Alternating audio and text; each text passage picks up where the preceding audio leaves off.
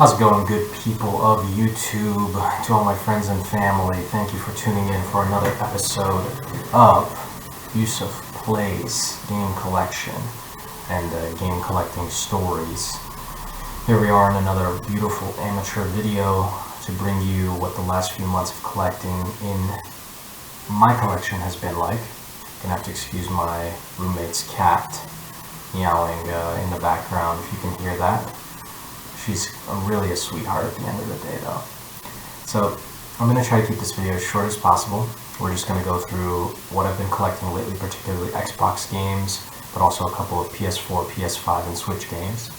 We're also going to be discussing some notes on amateurism that I think are very important and relevant, and also some notes on Xbox, in fact, with all the news that's been coming out lately of how bad they are tripping over their own, well, you know, things aren't going very well over there, but you know, things are going great right here, and we're gonna talk about that. So first is why I've been collecting Xbox lately. I've actually been collecting Xbox games for the past few months just because Dill, my roommate, has a Series X that he bought impulsively, and it's backwards compatible with most of these games that I purchased here, if not all of them.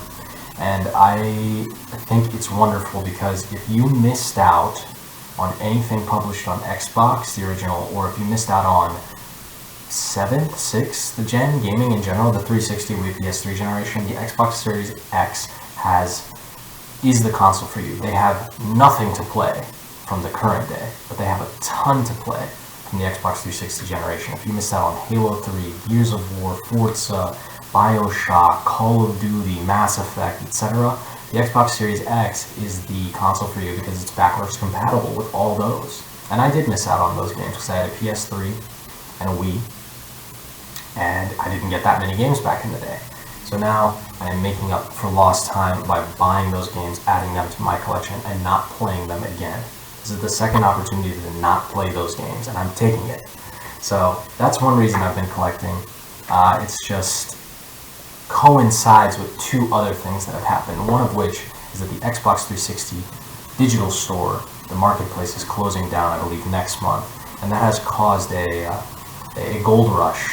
People running to buy as many Xbox 360 backwards compatible games and non-backwards compatible games as they can. Thankfully, Xbox collecting hasn't jumped that much in price. Certain titles that are going to be very rare have jumped very high, but I'm happy to report that most of those games suck. Like, sincerely, are very, very bad.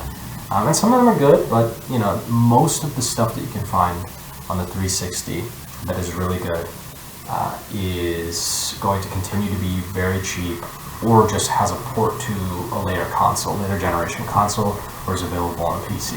So you're not going to see some sort of significant jump on stuff like Gears of War that, you know, oh, I want to play Gears of War, well, it's $40. No, it's going to be $5 to $10. So that's great. I didn't start collecting because of that. I collected before that, but it coincides with that. And then another thing is Xbox sort of imploding. I've been speaking about this in past videos pretty much at length, particularly in the last video I made, the first ever Yusuf Speaks, and the last, because boy, did that not get any views. Now, you know, here at YusofPlays, we don't care about popularity, we care about quality and honesty. But at some point, you have to step back and say, maybe an hour and a half video complaining about very niche gaming topics was sort of stupid. And I'll admit that. I'm the audience for that video. I watched it, and I enjoyed it. I actually didn't watch it, so I just recorded it and put it out there. Regardless, they are stepping on the rake. They are stepping on the proverbial rake. They have closed down two wonderful studios. First being four actually, but two sort of console gaming studios. The first being Arcane Austin, which made the Dishonored games, and Prey, which is very sad because I love Dishonored 1 when it came out. I got it on PS3, and I had the time of my life with it. That was the game I played just for like 2 months or 3 months, was Dishonored. Part of the stealth grades, along with Splinter Cell and Metal Gear. I put that up there, as well as Prey, which we'll hear more about later, and Tango Gameworks, studio founded by Shinji Mikami, the GOAT, who created Resident Evil 4, the best game ever. And sadly, They just released a very critically acclaimed, supposedly did well on Game Pass and sales. It met all expectations. It outdid all expectations. Hi-Fi Rush, and yet they got closed down because that's just how it is. We need to invest more into Call of Duty. We need to invest more into Diablo, and we need to invest more into games that normies play. And if you make something that's not that, and you don't make us $100 billion a day, then you're gonna just have to fuck off. So that's what happened, and it's very sad. But Hi-Fi Rush will be getting a physical release from Limited Run Games soon. It has been updated to patch out the very minor bugs that it had as of today. So you're definitely going to want to pick that up for PS5 because when that game's music license runs out, like the licenses it has for various tracks in the game, it will be delisted and you will never be able to play it again. You will never be able to download or buy that game again. So look out for that. Always stay physical. I watched a video today. Braid Anniversary Edition came out today, which is an all-time great indie game, an all-time important indie game. And I was wondering if that had a physical copy, so I looked it up. And Jonathan Blow, the creator of Braid and The Witness, shout out to you, Stuart, apparently does not believe in physical games. He said it's very stupid and bad for the environment. He went on a rant I watched on YouTube where he said how stupid people are for wanting their games physically printed. Well, your games will not be preserved, my friend. Or maybe they will since they're on PC, but Hi-Fi Rush won't have that option on consoles in the future. It will be delisted. So Xbox continues to step on the rig, and Xbox continues to be absolutely stupid, closing down 2 major studios with great creative ideas and great games. And not only that, but Game Pass, as I've been speaking about, is just a bad thing for the world, and apparently bad for Xbox. I could have never predicted that it would have led to this, but when you spend $70 billion of somebody else's money on an acquisition, they're going to want their money back plus profit. That's what you promise. So you can't just, can't spend 5 years making a game that only makes $20 million or $100 million.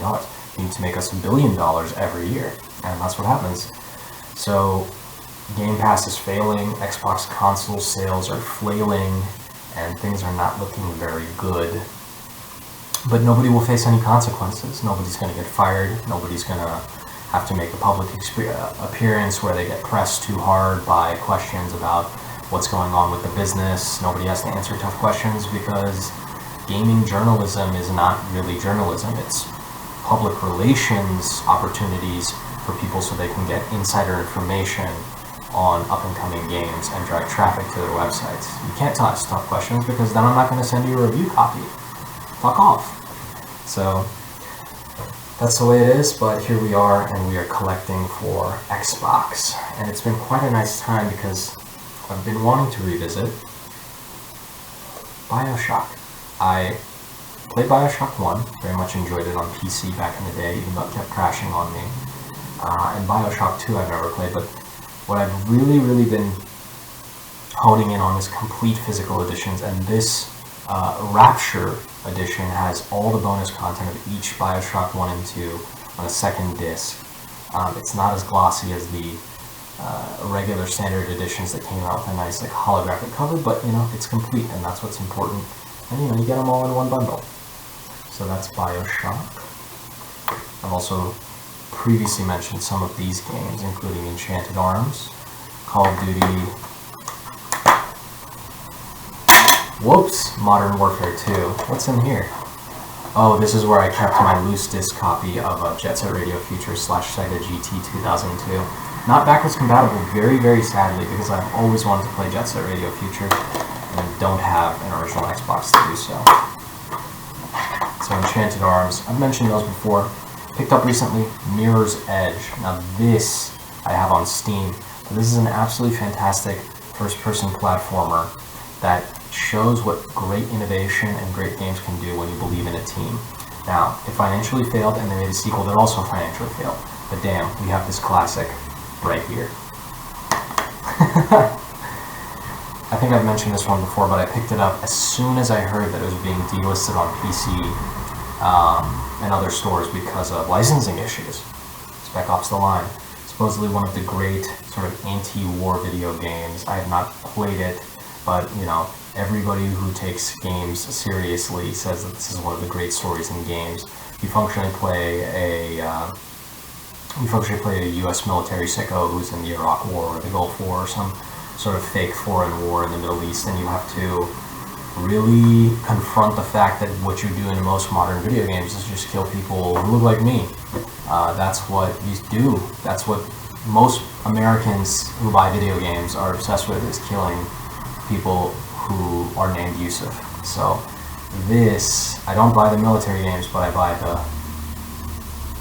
the criticism of military games where you still play a shooter. Sealed Xbox 360. This is the Capcom Digital Collection. It is a physical version of 8 games that Capcom released in the 360 PS3 marketplace, including the Street Fighter 2 HD remix, which I thought had really awful art, especially compared to the really crisp, beautiful art in the original Street Fighter 2. But also Puzzle Fighter, 1942, Bionic Commando Rearmed, a couple other games that I really have never heard of, and Flock. Remember Flock? So this is sealed, and this is a great example of what should be done with digital games. You know, if you have a company that releases multiple smaller digital titles, and then you want to do a physical release, just bundle them up all together. I really like this. And it's Capcom, my favorite video game developer, so, you know, I like all those games. Speaking of Capcom, Lost Planet Extreme Condition, another complete on-disc game with all the, you know, bonuses and remake or reissued DLC. I did actually play a little bit of this, a couple hours, and I remember playing it on PS3 or PC back in the day.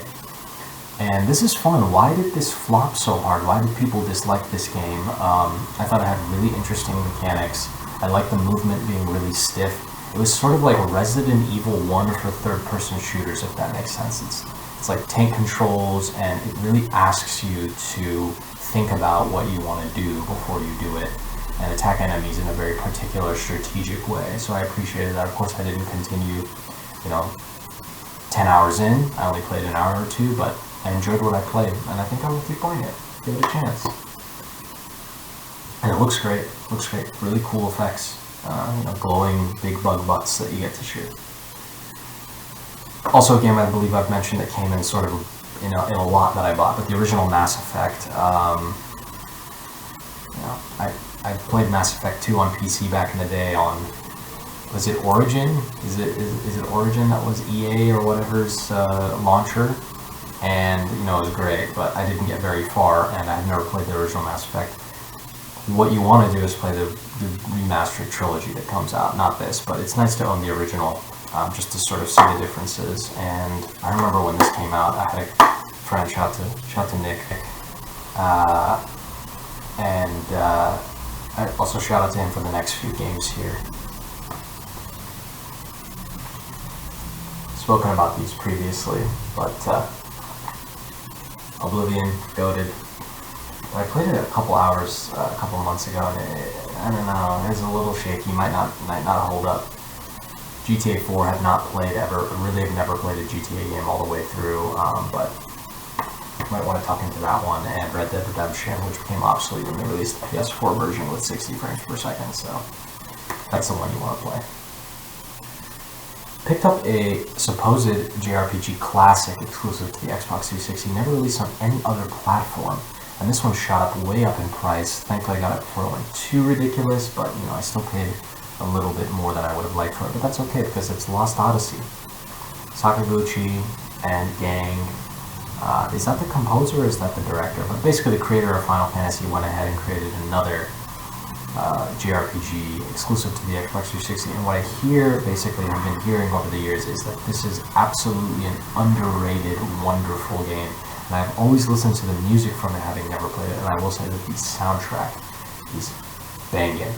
The soundtrack is absolutely phenomenal. So if you do yourself a favor at the very least and check out the soundtrack on Lost Odyssey, if you've played it, let me know in the comments.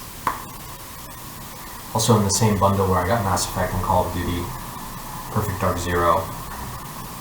I mean, I've heard it's really bad, so, but, you know, it came in a bundle, so take it. Picked up these. One of these I picked up with my boy Demir when we were at Half Price Books, and the other I recently ordered.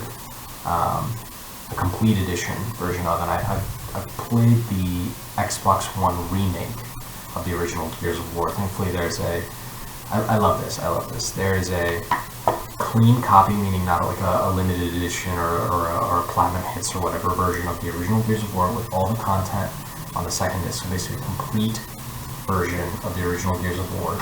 And then a Gears of War 2 there's also, but I just have the normal one. So still need Gears of War 3, but I've been playing Gears of War 1 in the remake, and I quite enjoyed it. It gets a little tough in some areas, but it's a good time. So there's Gears of War. So that's everything from my Xbox 360 collection. I don't have any Halos.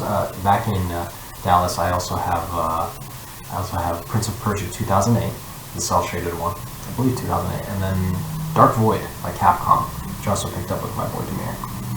So here's a couple original Xbox games, some backwards compatible, some not, that I believe picked up, one or two of these in the past few months since my last video, but most of them came in the bundles that I've been buying. That includes Dance Dance Revolution, I've already mentioned that before.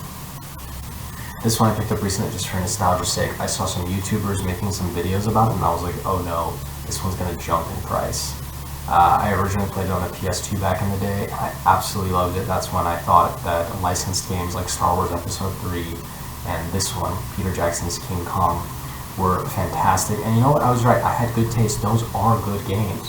Star Wars Episode 3, Revenge of the Sith on PS2, and Peter Jackson's King Kong on PS2 were both excellent games. Here we've got the best version in the original Xbox. Supposedly the Xbox 360 version that was released on the Xbox 360's launch, or around the launch, it's actually very, very bad. So this is the best version you can get of the original King Kong game, and I loved this game back in the day. Might have to tuck into that whenever I get an original Xbox. This has been fantastic. This has actually been in the Serato, the original Prince of Persia Sands of Time, an all-time classic. And it's strange, but the Prince of Persia has never played a Prince of Persia game, so this has been my first, and I've really been enjoying it. It's so intuitive, the controls still hold up. They're a little different than the contemporary platformers. That's sort of the thing about going back to old games. People think, it's not doing it like best practices now, so it must be bad. But just because an industry has agreed that there's a standardized version of how we should do things now, does not mean that that is necessarily the best way. It's just a way that we've agreed upon, or people have agreed upon. But this works great, and it's a great game, and it definitely holds up visually, and love the story. And this is one of Yahtzee, Ben Croshaw, the sort of well-known video game reviewer. This is one of his favorite games of all time, and this is one of those early 2000s classics at the height of the medium, the height of the art form, like Metroid Prime, Prince of Persia, Resident Evil 4, etc., etc. This is up there, and I've been enjoying it, and I will continue to play. Had this before, shown this before, Panzer Dragoon Orta.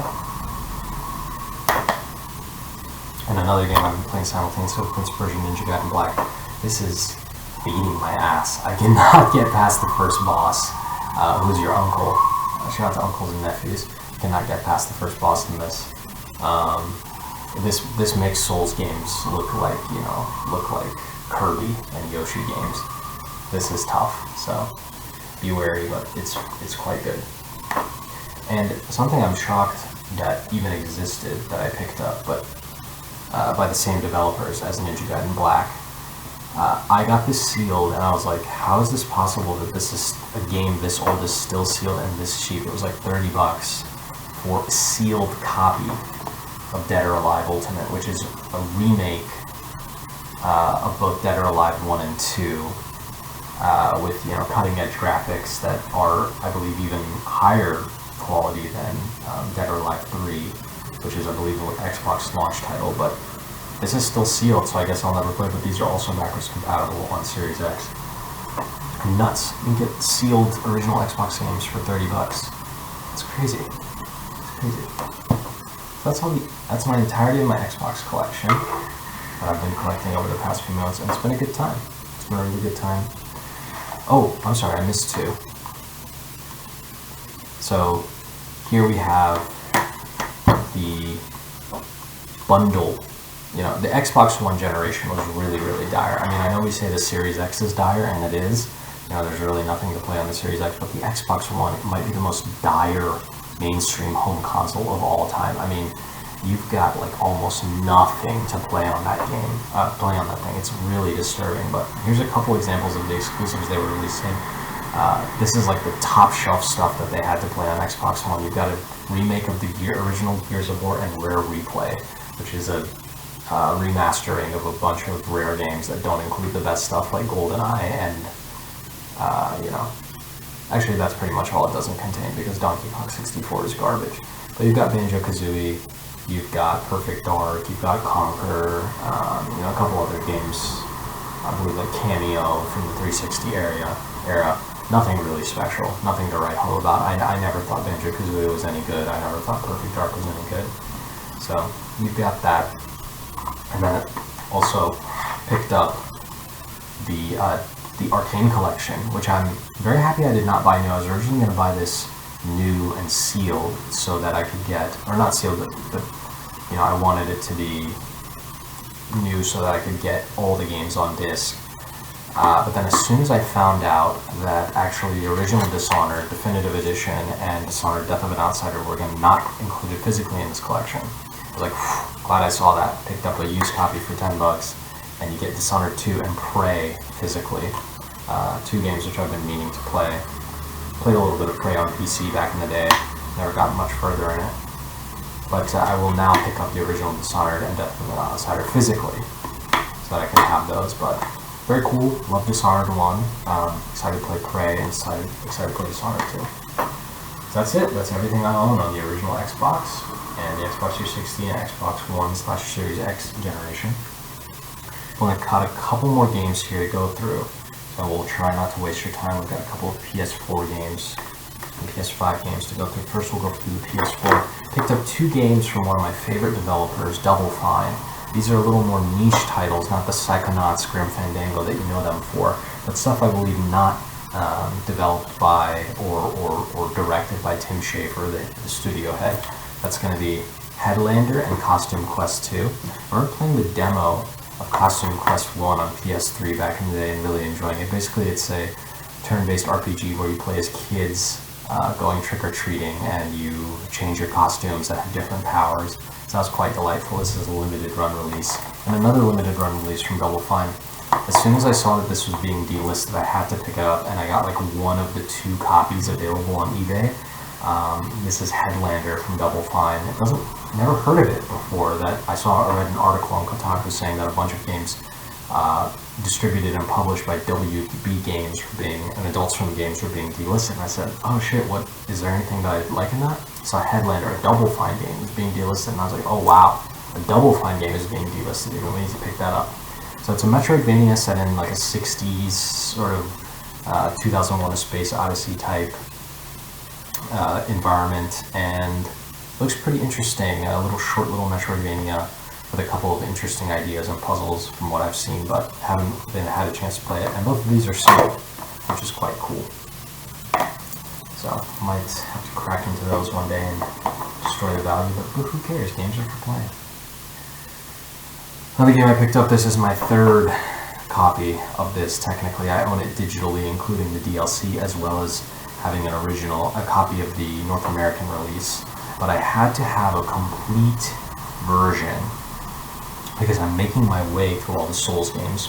Right now I'm playing Dark Souls 2, very much enjoying it. Shout out to you, Stuart, playing it as well. But I had to pick up Bloodborne Game of the Year edition just to have a complete on-disc version with the Old Hunters DLC and all the patches and stuff.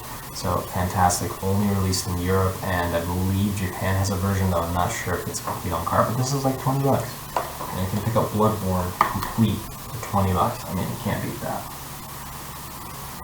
Another game I've really been playing a lot is Helldivers 2, and everybody knows how fantastic Helldivers 2. I don't have to tell you about it. How fantastic Helldivers 2 is. It's one of the best multiplayer games ever made. It's time you'll have the time of your life playing with your friends. You'll meet. Stuart and I were playing, and we were talking to somebody from, was it Slovenia. It was from Slovenia, and I asked him if he knew Zizek or Luka, and he said no, but he's, or Melania, and he's very much aware of all of them. Those are the 3 great celebrities. Shout out to him. We added him as friends and said we would play with him, and they've not played since, sadly. He was playing at 3 a.m. in Slovenia, and he said he had work in the afternoon. I was like, damn man, you need to get some rest. So that was a very good time. Shout out to him. But I picked up some months ago, before Helldivers 2 came out, I was like, let me check out Helldivers 1, and I wanted a sealed copy. I was unable to get one. I wanted all this DLC, and I was like, okay, fine. I couldn't find a sealed copy. Picked up an unsealed copy and said, I'll just download the DLC. Tell me why I go out on the PlayStation Store and none of this DLC is available. None of this DLC is available to pick up. 11 expansions, and you can't just buy it in one all big bundle. It's so dumb. Like, what are these people thinking? This is not how you preserve your DLC. This is not how you preserve your games. But here we are with the original Helldivers, and I played a little bit through the tutorial, and it was a good time. So, but, it's a little obsolete now. Helldivers 2 is fantastic, man. Infamous Second Son with the holographic cover here. Boy, that glare is bad. Love the original Infamous. Never played Infamous 2. Never played Infamous Second Son. But Infamous is a game that I played back in I was really gaming PS3 days. So, and I heard this is actually one of the best Infamous games, not story-wise, but just mechanics-wise. Infamous Second Son is supposed to be very good. So, I really like Sucker Punch. I love Ghost of Tsushima, so check that out. Another physical, complete on-disc, updated version of the game that is exclusive to a non-North American region. Devil May Cry 4 Special Edition. Devil May Cry rocks. I mean, Capcom, you really can't beat it. And I love that certain games get released outside of North America and you can still pick them up and they work on your console. I mean, region locking was one of the stupidest things anyone ever did, right? We don't need that. Speaking of Double Fine and Tim Schafer, Psychonauts 2. Decided to pick it up on PS4 instead of Series X, mostly because I have a PS5 and PS4, and because I would probably more likely play it on there. I wish this game had a native PS5 edition with HDR and 120 frames per second support, but, it's still fantastic to play at 60 FPS and, all those sorts of things. So, Psychonauts Original is one of my favorite games of all time. Still, I've not gotten a chance to play this. The original Talos Principle, picked it up. I don't know if this was a limited run, not like limited run games, but a limited release, but, pretty bare bones here for a limited release. And you got the Talos Principle limited edition, which is very nice. Great puzzle game that I want to crack into. A sealed copy of Inside plus Limbo, 2 games from the same developer. I've not played either. I think I played Limbo back in the day with Demir during an economics classes at a community college during the summer. You could take like community college classes, and I think he had it on his PC. That's my memory of Limbo.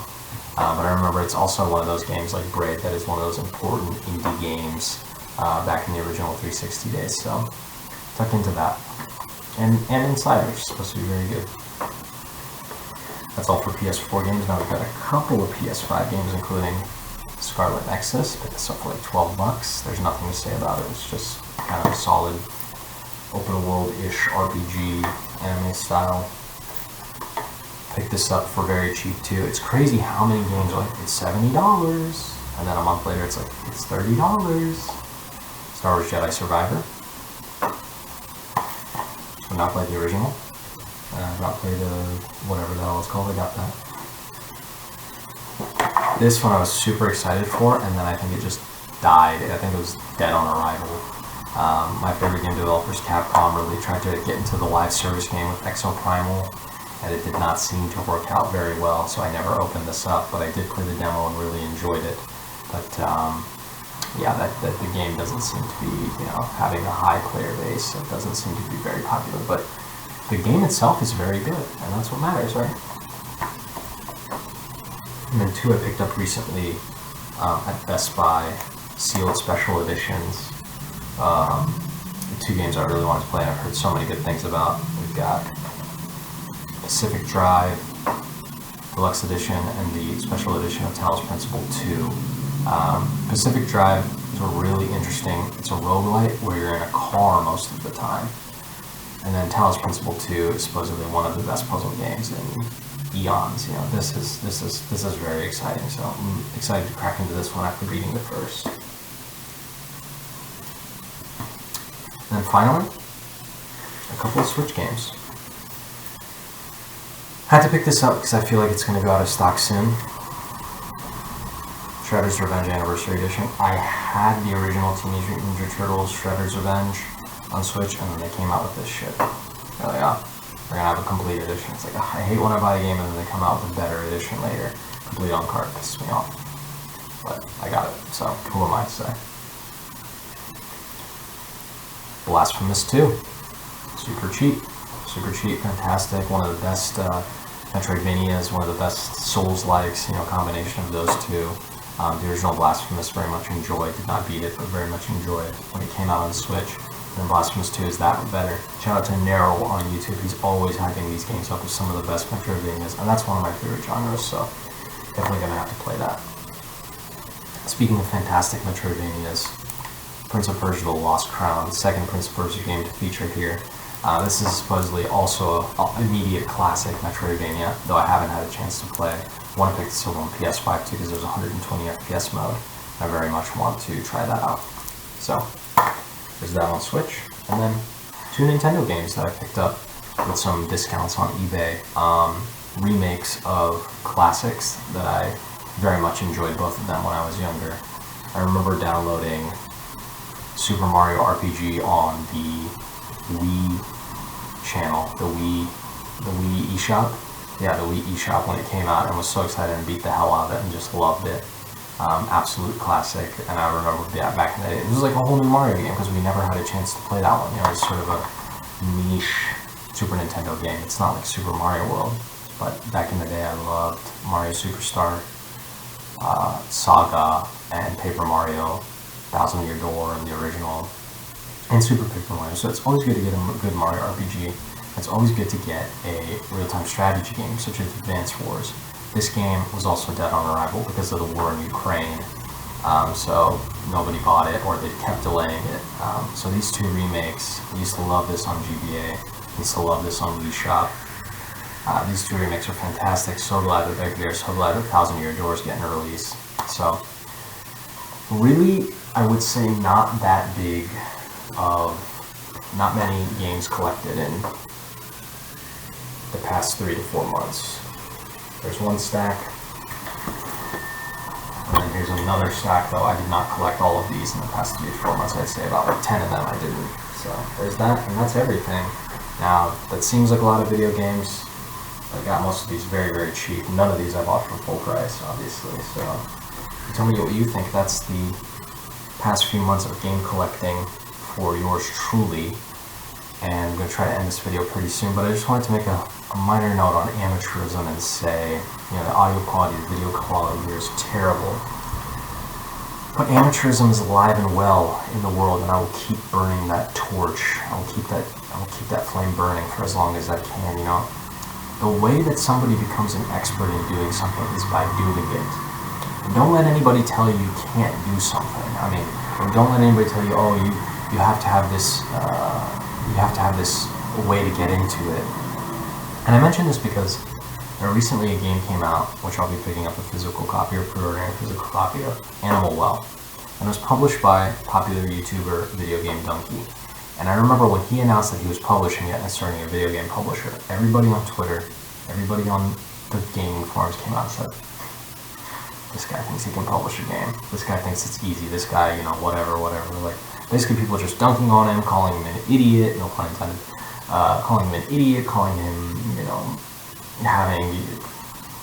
just being a fool and thinking that he can do this. And it's like, do you need a PhD to be a games publisher, apparently? You don't need a PhD to do anything, bro. Just do what the fuck you want. Go fail at it and be an amateur. Be an amateur, do your research. Like, the knowledge that you can gain from just reading books on a subject or asking other people who do the thing that you enjoy on a subject is immense. You don't have to listen to morons on the internet all day. I can become an expert videographer if I have the time and patience to do so. But instead, I'm learning so much about just the ground level videography from doing these videos. And, Martin Scorsese and Kiarostami and Coppola and Kurosawa, you guys eat your heart out. Oh, Coppola Senior and daughter, eat your hearts out, because I'm coming for you. So that's all for the new Yusuf Plays and Yusuf Collection. Thank you so much for joining me. Be well.